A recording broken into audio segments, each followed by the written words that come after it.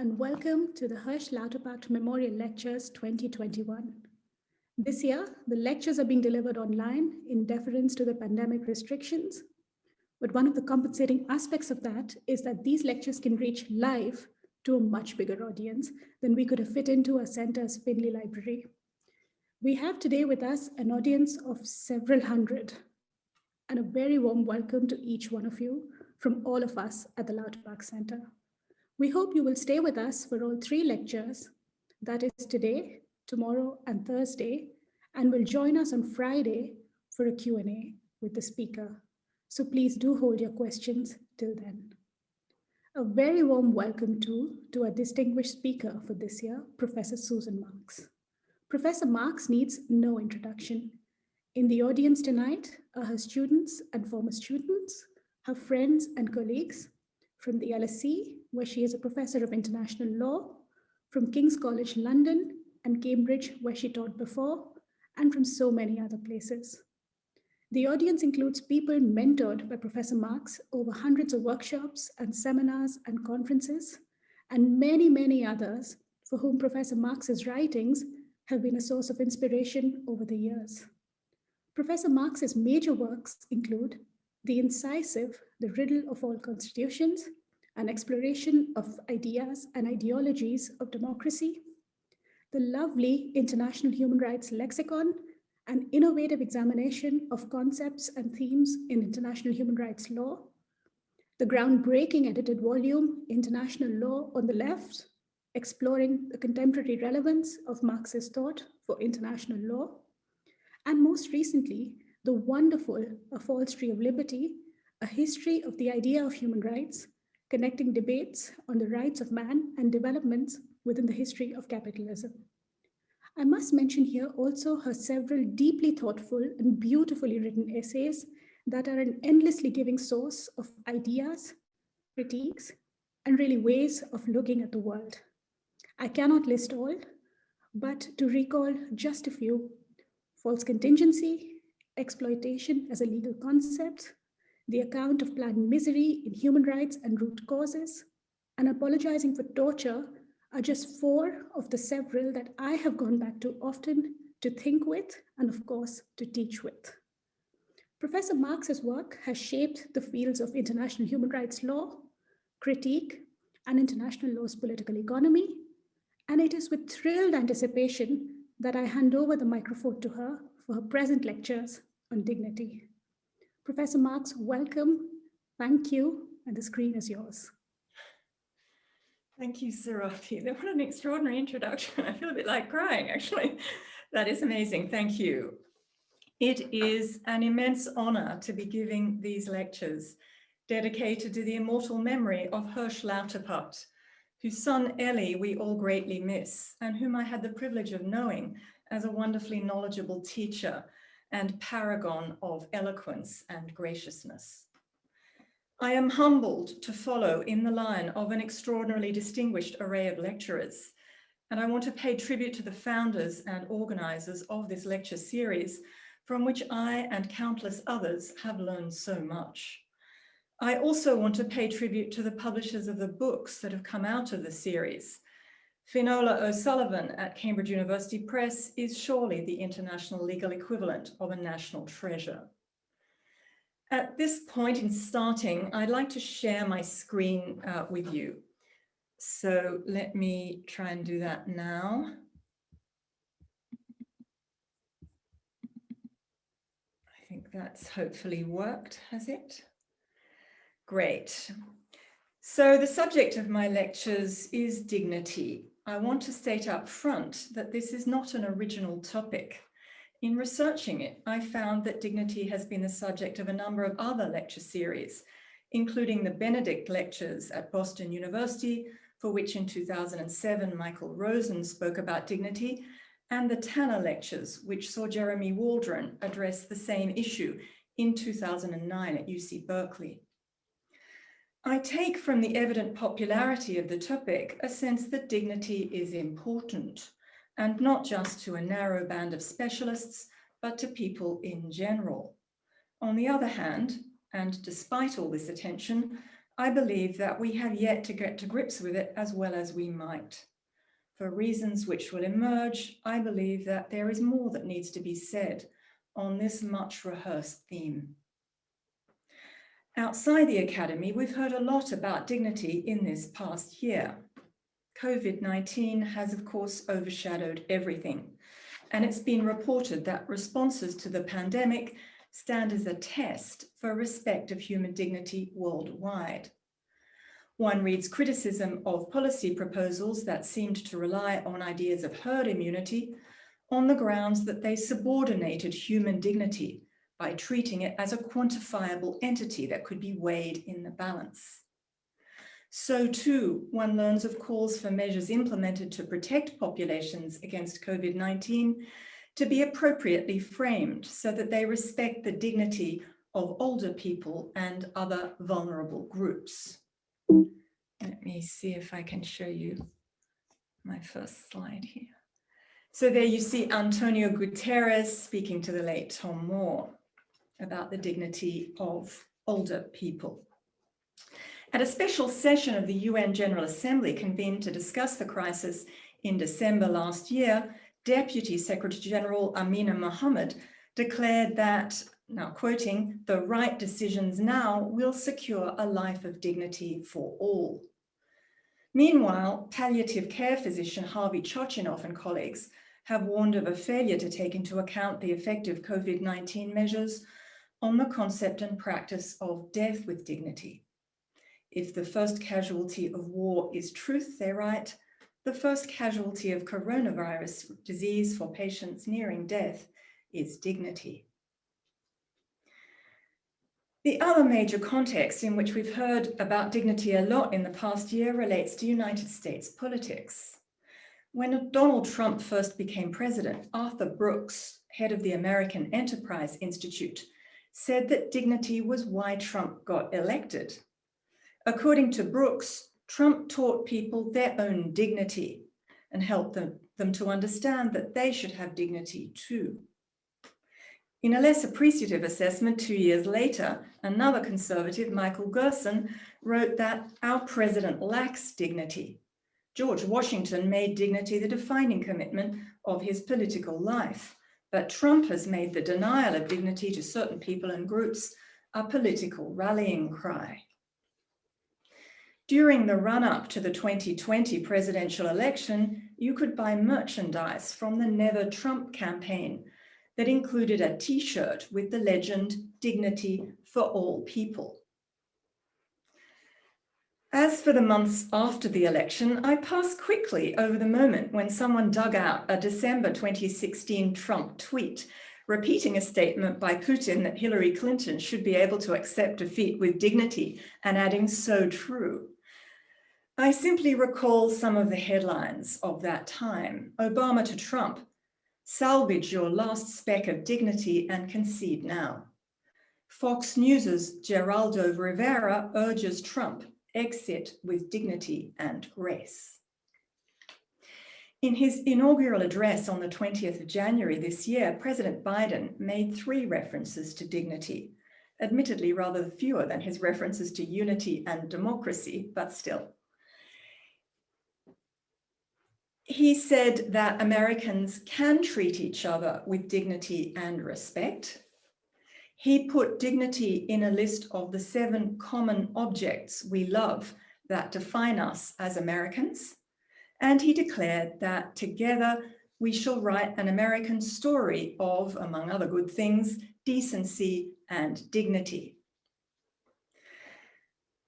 To focus on dignity is to pick out one of a cluster of terms that includes self-respect, self-esteem, honor, decorum, propriety, integrity, respectability, reputation, regard, pride, prestige, confidence, consideration, worthiness, politeness, and civility.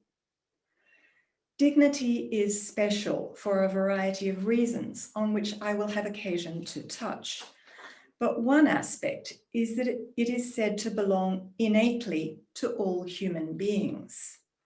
Whether we consult constitutions and human rights instruments, or popular psychology texts and school teaching materials, we will be informed that dignity is inherent, something that everyone just has. What then does it mean to say that Donald Trump helped people to understand that they should have dignity too, or conversely, made the denial of dignity to certain people and groups a political rallying cry? What does it mean to say that the right decisions now will secure a life of dignity for all? If dignity is inherent, we know that in reality, the experience of it is far from universal. However clear we may be that dignity belongs to everyone, there can be no mistaking that it is very unevenly distributed. These lectures will be concerned with the politics of dignity, by which I mean its enmeshment in structured relationships of power. I want to try to shed light on the significance of dignity as a worldly concept, a concept that has social effects and is equally an outcome of social processes. The idea that dignity has social effects raises the question not only of what dignity is, what it means, but also of what it does, how it works, as part of the phenomena that configure the world and our relationships within it. The idea that dignity is an outcome of social processes raises the question of how, in turn, the world configures dignity.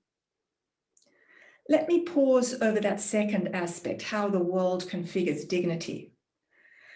For many people and many scholars, dignity is a moral precept, or at any rate, a normative principle of some sort. Discussions of dignity in that register can often make it seem as though we confront an object, to use Joe Biden's word, that has reached society or the mind fully formed. They can make dignity seem unworldly, even otherworldly. I am interested in the ways in which dignity is instead produced, defined, shaped, and contested in and through collective human activity, including, as we shall see in my final lecture, juridical activity. The concept of dignity has had a high-profile role in policy debates within bioethics, and in that field, some scholars have criticized it as stupid, their word, or at least useless. In a famous paper from 2003, bioethicist Ruth Macklin argued that dignity was a useless concept because it was hopelessly vague, her phrase, and insofar as it could be rendered meaningful, it meant, again quoting, nothing more than a capacity for rational thought and action, the central features conveyed in the principle of respect for autonomy. So why not stick to that? In the field of human rights, where, as we shall see, the concept of dignity has also been prominent, Samuel Moyn has maintained, along somewhat related lines, that, now quoting from him, a consensus about dignity may have become deep enough for us to insist that the state not torture, but it has proved far less helpful when some of us insist that our fellow humans care about one another's broader welfare or collective emancipation. In these lectures, I will not be seeking to identify the scope of consensus about dignity or its utility relative to competing concepts, but nor will I be assuming that dignity is always a good thing. Indeed, one of the things I will be examining is what happens when people depart from an established dignity script and embrace indignity for the sake of showing up the limits of what passes for dignified life. What that often means in practice is showing up the ways in which the dignity of some depends on affixing indignity to others. A particular source of inspiration for the approach I adopt here is the work of Sara Ahmed, and especially her writing about happiness. Near the beginning of The Promise of Happiness, Ahmed explains that she wishes to write a history of happiness from the point of view of those who are banished from it, or who enter its history only as troublemakers, dissenters, or killers of joy. It is my wager in these lectures that one might similarly consider dignity from the perspective of its outsiders, those who reject or are denied it, and thereby be led to interrogate that which ordinarily we only ever defend. The lecture series proceeds, as you know, in 3 parts. In the remainder of this first lecture, I'll review something of the associations of dignity in daily life. I take it that the primary setting for dignity is the quotidian realm, so an appropriate starting point for getting to grips with it and its politics seems to be there. In the second lecture, I'll shift the focus to more theoretical concerns about the idea of human dignity. There exists a largely settled story about the history of the idea of human dignity, which I will relate but also wonder about. In the third and final lecture, I will present one of several pieces of research in which I'm engaged that investigate dignity at particular times in particular places. Whilst it would have been nice to leave some suspense, I fear the title of that lecture on the Lauterpacht Center website gives the game away: Dignity and Indignity in the South African Toilet Wars. It goes without saying that my everyday life is not your or the next person's everyday life, but please allow me to begin with the habits of the country in which I live and in which the Lauterpacht Center indeed is situated. If you look up dignity in a search engine adapted for the United Kingdom, an astonishing number of entries in the initial pages relate to death and dying. The UK's largest provider of funeral services is a listed company called Dignity. And the major provider of pet cremation services also has that word in its name.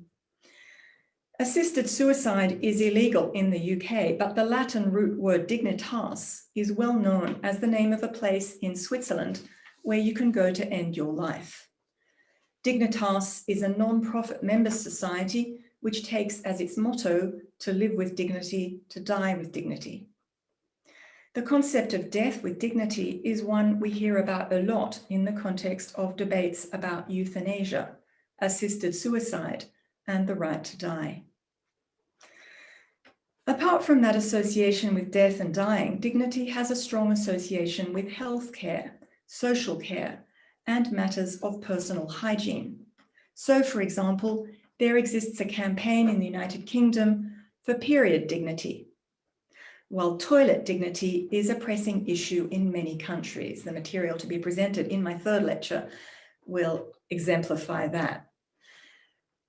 In 2018, an organisation was set up in Scotland to distribute what it calls dignity boxes.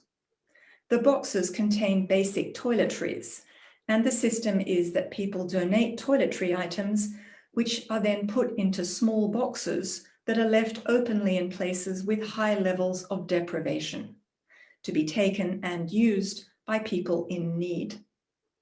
By making available daily necessities of this kind, without the recipients having to ask or thank anyone, the organisation hopes, in its words, to promote in a small way self-worth and dignity. The National Dignity Council of the United Kingdom is a network of health and social care professionals and others dedicated to promoting what it calls dignity in care.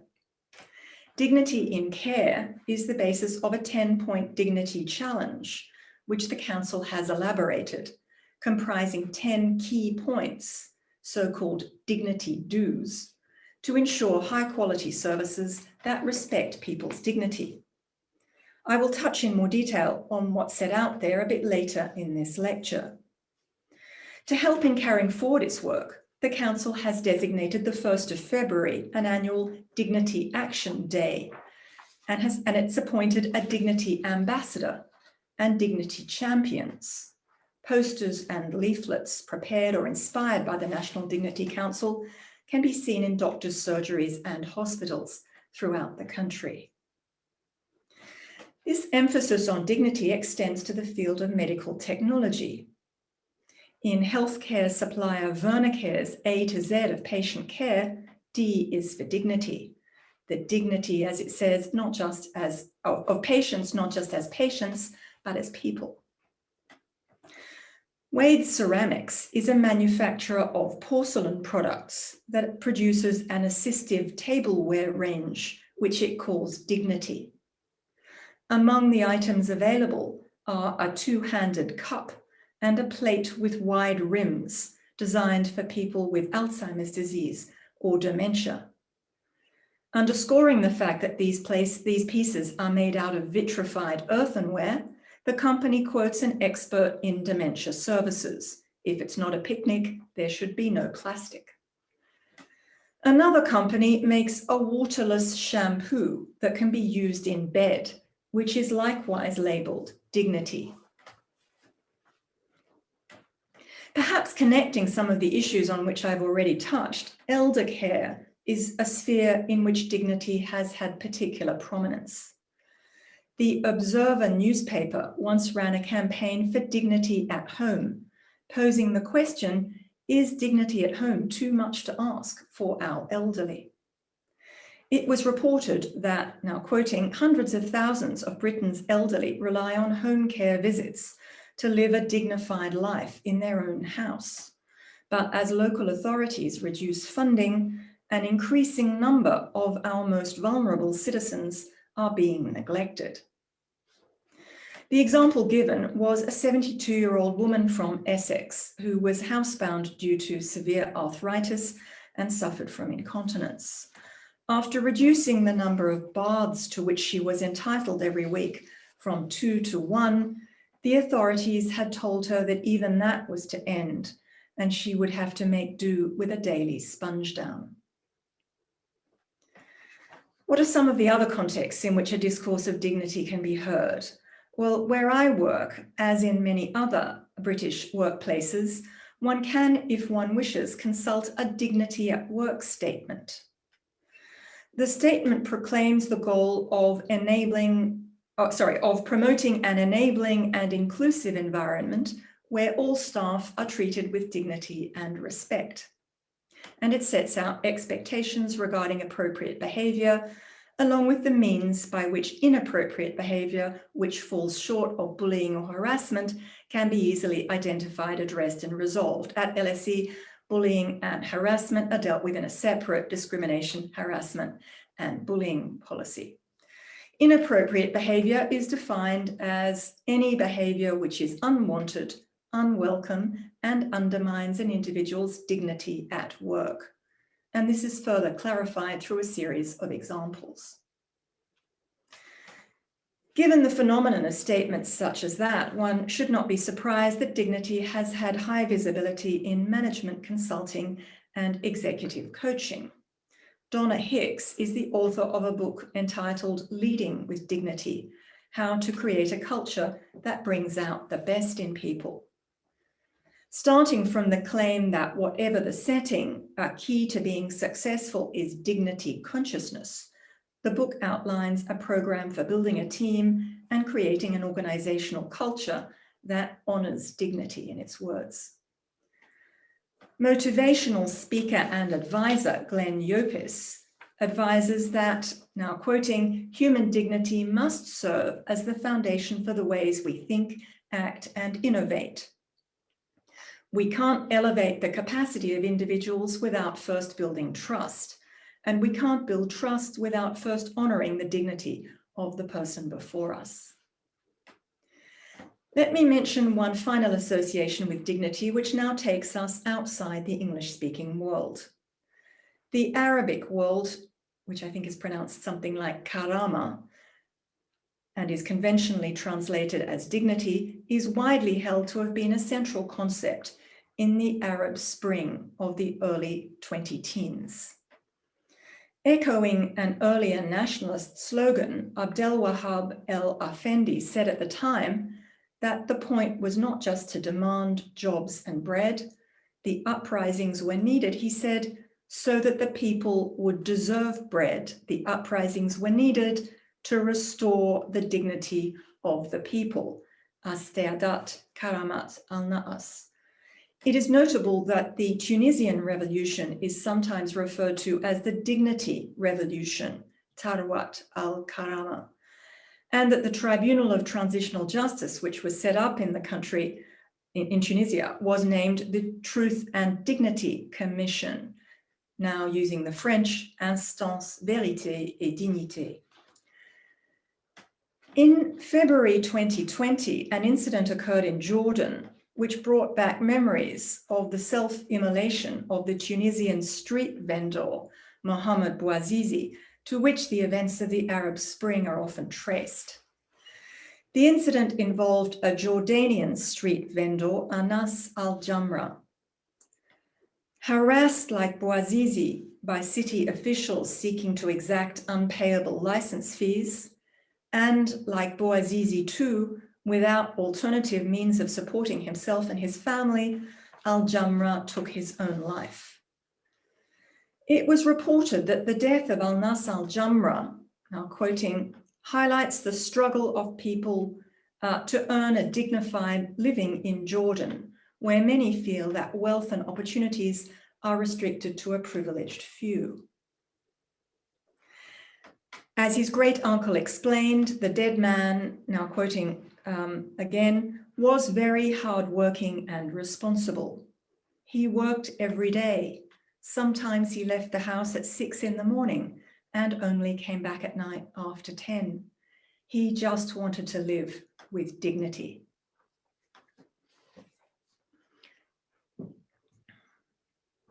There you see Anas al-Jamra and his great uncle.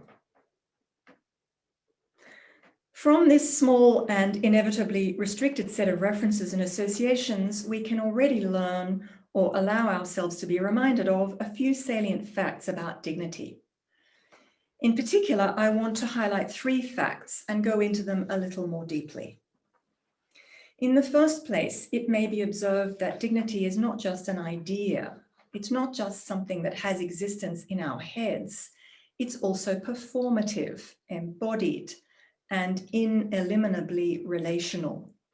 Dignity is a social practice and a lived experience.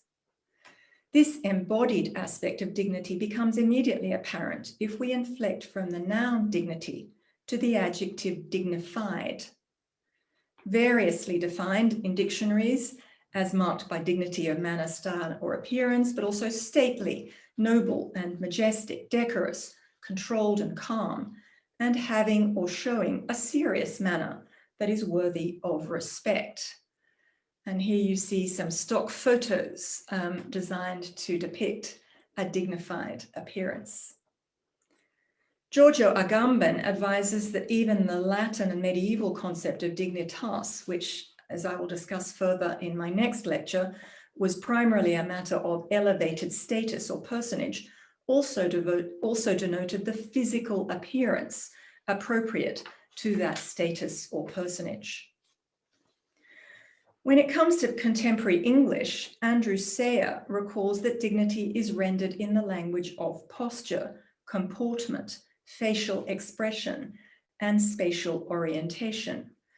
We speak of holding one's head up high, of standing tall and not stooping low, of saving face, keeping a level head, and maintaining composure. We speak of people, in this case always other people, being above certain things which they consider beneath their dignity. As that last reference indicates, sometimes what is involved seems to be arrogance, haughtiness, or snobbery. And Sayre remarks that indeed, dignity can easily be confused with rank and dominance. Again, I'll have more to say about that in my next lecture. At the same time, we speak of the difficulties people may face of standing on their dignity and standing up for themselves. Inalienable, imprescriptible, and irrefragable dignity may be, but it is also fragile and precarious, and very much more so for some of us than for others, and for all of us at some times of our lives more than at others. It follows from that fragility that what matters is not just how people conduct themselves, but also how they are enabled to conduct themselves. That dignity is centrally concerned with the treatment we receive from other people, and with the extent to which others support or instead undermine the possibility of a dignified bearing on our part, is the premise of a large body of scholarship in fields that include medicine, nursing, and social work. As a prelude to looking at something of that, let us return to the UK National Dignity Council's decalogue of dignity dues. For there we will find many widely circulating ideas about what it is for a doctor, nurse, social worker, or other health or social care professional to treat someone they are looking after with dignity. So there you see the list. Enable people to maintain the maximum possible level of independence, choice, and control. Listen and support people to express their needs and wants, respect people's privacy, ensure people feel able to complain without fear of retribution, assist people to maintain confidence and positive self-esteem, and so on. Treat each person as an individual as well, by offering a personalized service. Medical researcher and practitioner Harvey Chochinov, I mentioned a co-authored paper he wrote in connection with coronavirus at the beginning of this lecture, has applied these ideas to the context of end-of-life care, outlining an influential model of palliative care, which he terms dignity-conserving care. The model breaks down the issues affecting dignity into several categories and identifies therapeutic interventions specific to each that can be made to conserve the patient's dignity. Finding ways to help the patient live in the moment and maintaining normality to the maximum extent possible are examples of these. Jeanette Poltz has investigated dignity in the sphere of health and social care in a different register, using a primarily ethnographic mode of inquiry. In one paper, she presents the results of a study she conducted on care practices in 2 institutional settings in the Netherlands, an innovative psychiatric hospital and a more traditional geriatric residential home. In particular, she looked at how the nurses or care workers handled patients or residents who did not want to wash or be washed. Did they force the patients to wash or be washed? And whatever their decision, in what terms did they justify that decision? It transpired that the nurses in the psychiatric hospital did not force patients to wash. They said things like, "I let her keep her dignity, in the sense that I take it she will look after herself." For them, again quoting, washing or not washing was a private matter to be decided on by the patient. In contrast, the care workers at the geriatric residential home did force reluctant residents to be washed. They saw washing as part of the clean and well-kept appearance which they tried to maintain for residents. They said things like, "It's out of bed in the morning, washing so that the residents can look nice and so that they can at least feel good about that. I find that really important. It's their sense of dignity." Poltz found that ultimately there were limits. At a certain point, the psychiatric nurses admitted that they could no longer stand it and insisted that a patient take a shower. Equally, the geriatric care workers accepted that some residents were not accustomed to frequent bathing and that there was no need to get into a fight every day. The general point that Poltz wants us to take from this research is that dignity has 2 aspects that together help us to understand its meaning in this context. On the one hand, there is privacy in the sense of autonomy, the dignity that comes from self-command and from making decisions about your life for yourself. On the other hand, there is looking nice, the dignity that comes from fitting in with relevant social norms to do with what is pleasant and decorous and expressive of self-respect. Of course, these two aspects often converge. In another study, Pulse interviewed women who'd lost their hair due to cancer treatment. She found that the women responded to the changes in the way they looked in a variety of ways, some wearing wigs, some wearing scarves, others still remaining comfortable with their baldness. But however they did so, their dignity could not be considered in isolation from the societal value of looking good and what that meant to them. Let me turn now to a second fact about dignity. It's a social practice and a lived experience, but not a single set of social practices and lived experiences. For if dignity is irreducibly relational, it is also irreducibly plural. Here we will do well to make further reference to the substantial literature on dignity in anthropology, as well as to writing in sociology, business ethics, and other fields that address the diverse ways in which dignity is produced or not produced at diverse geographical and social locations. Alex Nading studied the work of food safety inspectors in a district of Managua in Nicaragua and observed that interactions there were rendered more dignified to those involved insofar as the owners of food businesses joked with inspectors and gave them gifts. Making light of the situation and offering and accepting gifts were not simple manifestations of official incompetence or corruption. In the specific circumstances, they were means, Nading explains, of building dignity into the process of governmental surveillance and audit. Through them, inspection came to seem less like law enforcement and more like participation in a shared effort to make, in Nading's words, cooking, selling, and bureaucratically accounting for food commensurable as forms of dignified work.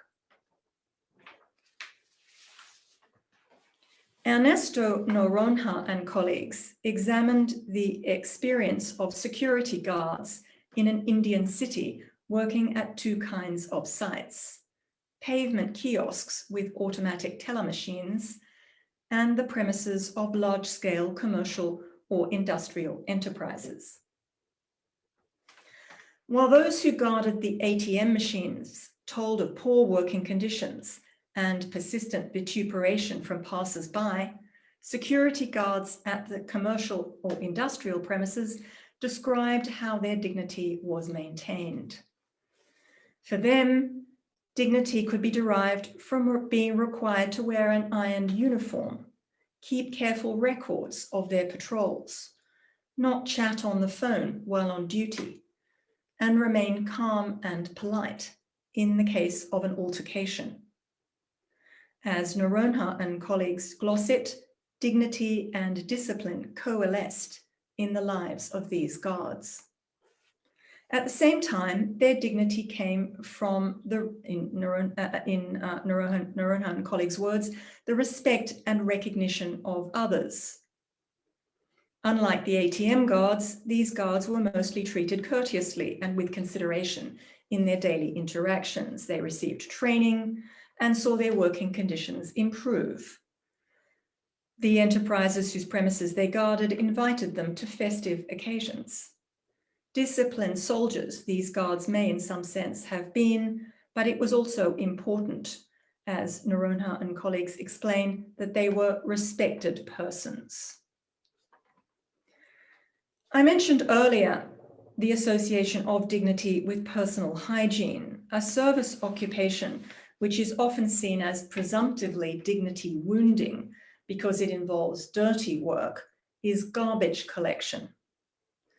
Peter Hamilton and colleagues spent time with a group of refuse collectors and street cleaners, all of them men, employed by a local authority in the northeast of England. it emerged that indeed the refuse collectors and street cleaners had experience of offence. Members of the public would walk past them holding their noses, for example, or castigate them when they declined to pick up contaminated waste as though they were errant servants. Yet Hamilton and colleagues observed that the garbage workers did not consider themselves to be engaged in undignified work, thanks to a series of self-representational narratives. Namely, the men recoded their negatively coded dirty work as positive by highlighting its social and environmental usefulness. They also developed self-esteem through favorable comparison with alternative work, such as robotic, as their word, factory work. And they emphasized a form of heroic masculinity that consisted of looking out for vulnerable members of the community while doing their rounds, and always being willing, in their words, to go the extra mile. By means of these interlinked narratives, the authors report, the refuse collectors and street cleaners with whom this research was conducted successfully imbued themselves and their work with dignity. Dignity then is not one thing but many things, and those many things are bound up with the particularity of social and geographical location. A third, and as with the others interconnected fact about dignity, is that it is also bound up with the specificity of political and historical conjuncture. In his study of Nicaraguan food safety inspectors, Nading sets the bureaucratic routines he finds against the backdrop of calls for one-size-fits-all good governance and the structural violence inherent in a fractured state.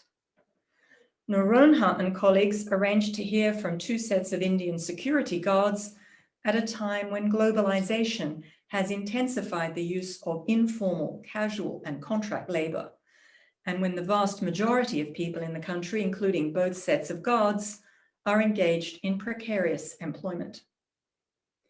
The Observer's campaign for dignity at home in the United Kingdom references an austerity program that had brought sustained cuts to health and welfare spending, reduced financial support for local authorities, and the privatization of procedures for assessing eligibility for benefits. The question is not just what is it to treat a person with dignity, or how is dignity produced or not produced, but what is it to treat a person with dignity, and how is dignity produced or not produced under those conditions.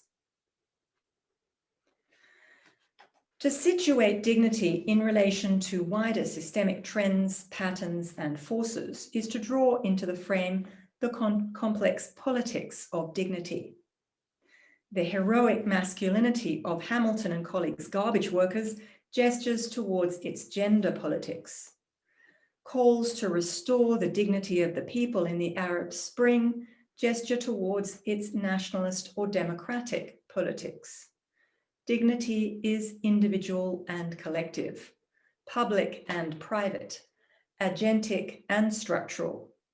It is universal and unequal, axiomatic and illusory, a right, as we shall see in my next lecture, but also a privilege that maps with grim clarity the contours of our exploitative processes of social production and reproduction.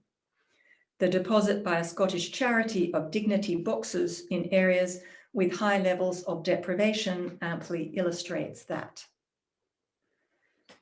Recognizing dignity as political carries a reminder furthermore that if our subject is dignity, it is necessarily also indignity. Indignity is, of course, the antonym of dignity, yet there is a lot that we will miss if we approach indignity solely as dignity's opposite or deficient pair. We would be wrong to treat indignity as a simple lack of dignity to be filled or absence of dignity awaiting presence, because indignity, and with it the presumptively undignified, are uniquely instructive guides to dignity as a worldly concept. Through them, we can learn about the workings of dignity, its classifications and delimitations, its preconceptions and consequences, and its methods and sometimes wily ways.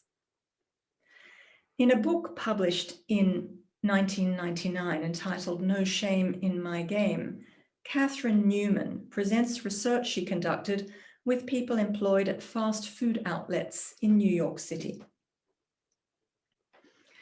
Newman was interested in the fast food workers as exemplars of the urban working poor, and one of the things she set out to investigate was how they managed to maintain their dignity while doing a job that paid wages on which they could barely survive, and in some cases actually could not survive, and that was the butt of countless, this is her words, hamburger flipping parodies and sarcastic asides. What was it that enabled them to stay the course in a stigmatized job, she asks? How did they develop the rejoinders that made it possible to recapture their dignity? The answer for Newman lay in the dignity of work. She cites statements from workers like this: "I'm not ashamed because I have a job. Most people don't, and I'm proud of myself that I decided to get up and do something at an early age. So as I look at it, I'm not on welfare, I'm doing something." Newman also emphasizes the supportive role played by co-workers and managers, sharing this story from another worker she calls Kim.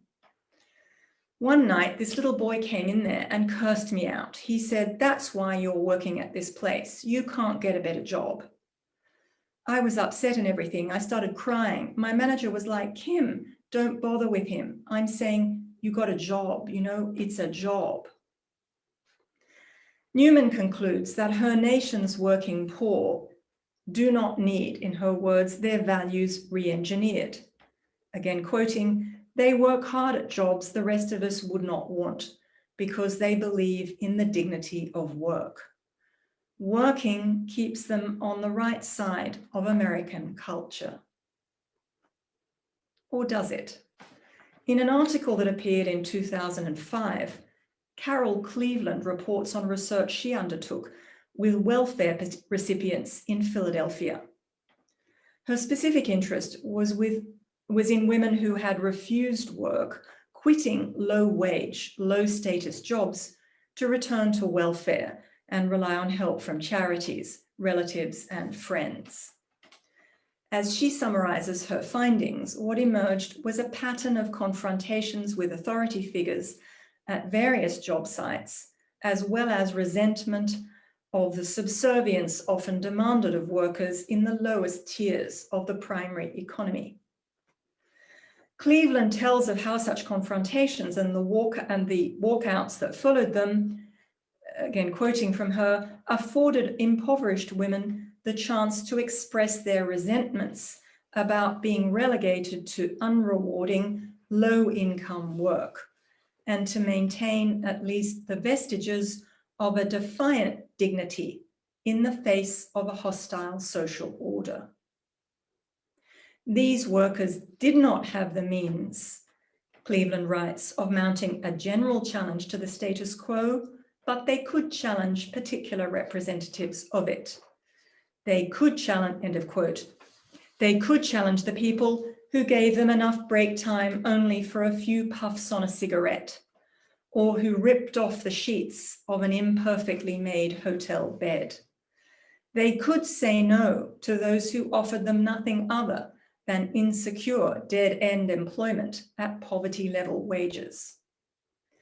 Cleveland argues that contrary to the optimistic assessments of analysts like Newman, now quoting once more from Cleveland, very low-wage workers are not able to find dignity in virtually any job.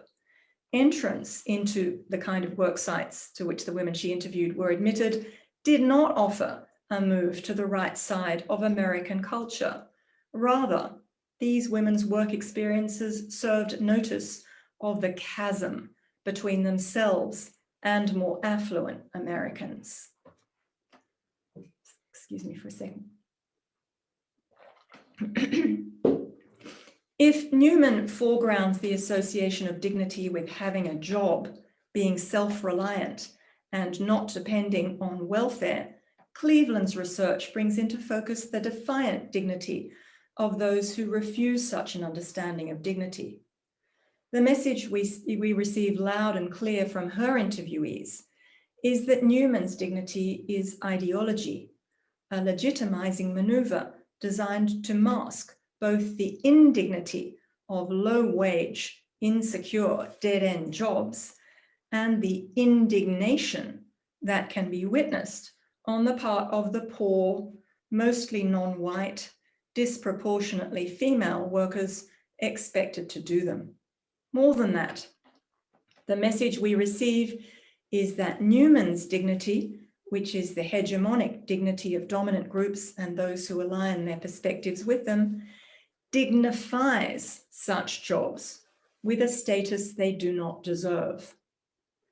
Dignify is an interesting word, which sounds a note of caution about this noble or ennobling concept, dignity.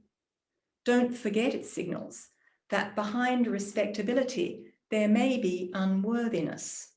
Respect might be commanded only in the sense of being mandated by a higher authority. I want us to listen to that note of caution and stay a while with its reverberations. How does the hegemonic dignity to which I've just referred gain its power? What are the circumstances in which a privilege comes to seem like an entitlement that belongs to everyone? In an important recent history of human rights, Jessica White writes of the rise to prominence of human dignity as a pivotal element in the conceptual apparatus of human rights. I'll discuss that turn of events and the legal and philosophical developments and debates which have come in its train in some detail in my next lecture. For the moment, it will suffice to recall the opening words of the Universal Declaration of Human Rights of 1948, the 10 December adoption of which we now celebrate as Human Rights Day.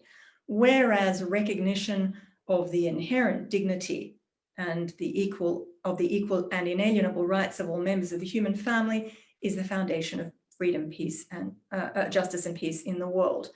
And it will suffice to note that the first sentence of Article 1 of the Universal Declaration then follows up on that with a statement that all human beings are born free and equal in dignity and rights. White shows how this insistence on the dignity of all human beings cannot be understood without reference to the influence of Friedrich Hayek and his confraternity of neoliberal thinkers and business people, the Mont Pelerin Society, on the framing and shaping of human rights. Established in the year before the adoption of the Universal Declaration, the Mont Pelerin Society began its statement of aims with a warning that the central values of our civilization are in danger.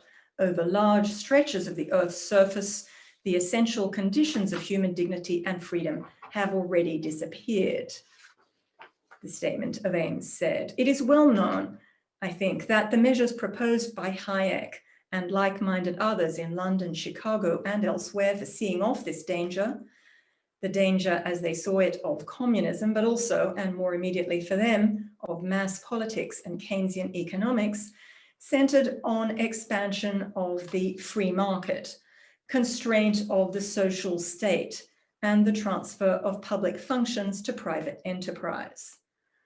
However, White's book makes manifest that there was another dimension to their program as well.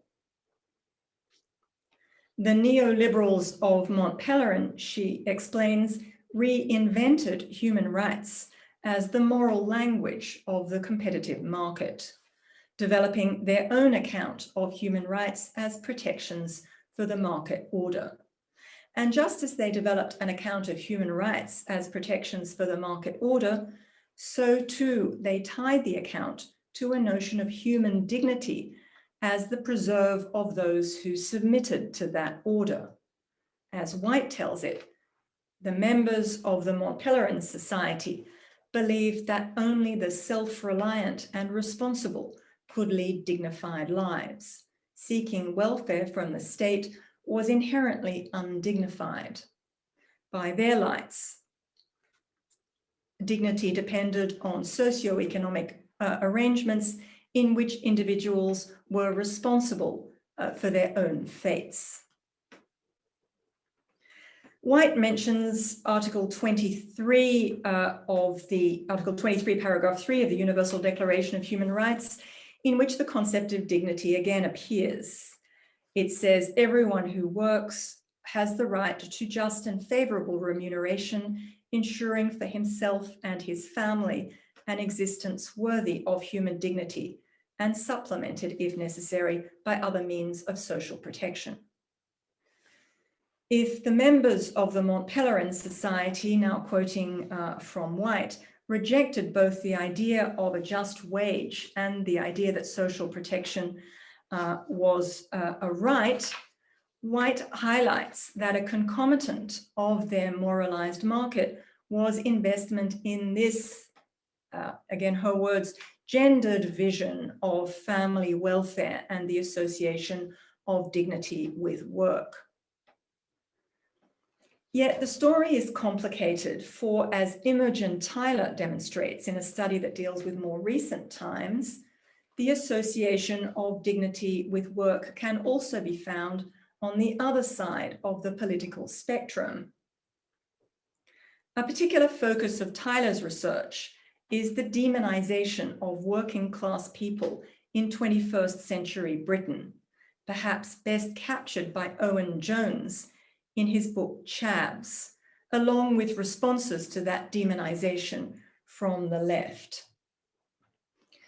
Tyler points out that one response, one rebuttal, emphasizes the reality of working class dignity and evokes that working class dignity by means of such observations as that those in jobs paying little more than benefits have a remarkably strong work ethic, that carers and cleaners do essential work well despite lack of money or respect, and that so-called chav mums are in fact, and this is now something that Jones writes in his book Chavs, are in fact willing to work. Tyler remarks that the creation of the noble suffering worker has been a central strategy for post-war left politics since the Second World War, while acknowledging that this has facilitated the articulation of class solidarities and the repudiation of class contempt.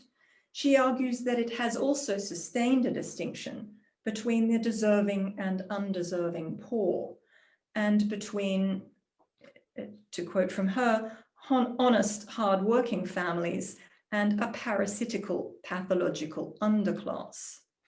To her mind, the answer to demonization is not to point to a mismatch, again quoting, a mismatch between vilifying class names, chav and so on the one hand, and actual working class dignity on the other.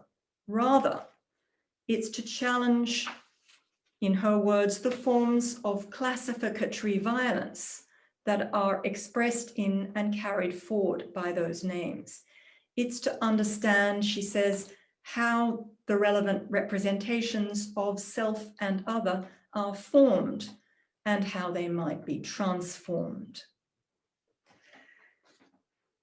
How representations of self and other are formed and how they might be transformed is a big question, and a mark perhaps of the distance I've traveled in this lecture, which is itself a mark of the span and scope of the issues, perspectives, and phenomena that get caught up in my topic. Dignity is what Antonio Guterres calls for COVID-19 measures to take into account, and what Michael Gerson laments that former US President Trump lacks. But as one learns from Jessica White and Imogen Tyler, it is also an element of what was mobilized to bring about the moralization of the competitive market, And it needs to be related as well to the classificatory violence that is integral to social hierarchy. Dignity is a matter of how we are, so to speak, with ourselves, the narratives we develop about our identities and our lives. Remember the English refuse collectors and the Indian security guards. But it is also a matter of what our encounters are like with others, how we are treated day to day, what we do, what we are allowed to do and to be. Remember the psychiatric nurse saying, "I let her keep her dignity." Dignity is useless, but also essential. It is hegemonic, but it can be defiant. Dignity is a waterless shampoo and a management strategy. It is conceptualized as a distinct entity or object, something that enters our scene and passes among us, but also as something that is inextricably mixed up with the messiness of the experiential, the unfolding of bodies into worlds, and the drama of how we are touched by what comes near, to borrow some felicitous phrases from Sara Ahmed. In this lecture, I have focused particularly on that latter way of thinking, the way of thinking that sets dignity within the messy experiential.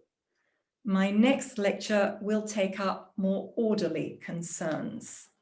Thank you very much. Thank you, Susan. That was magnificent. And I think I speak for many when I say I cannot wait for it to be 6 o'clock tomorrow so that we can hear the next installment. So please do join us then. And until then, thank you. Good evening. Until tomorrow. Bye-bye.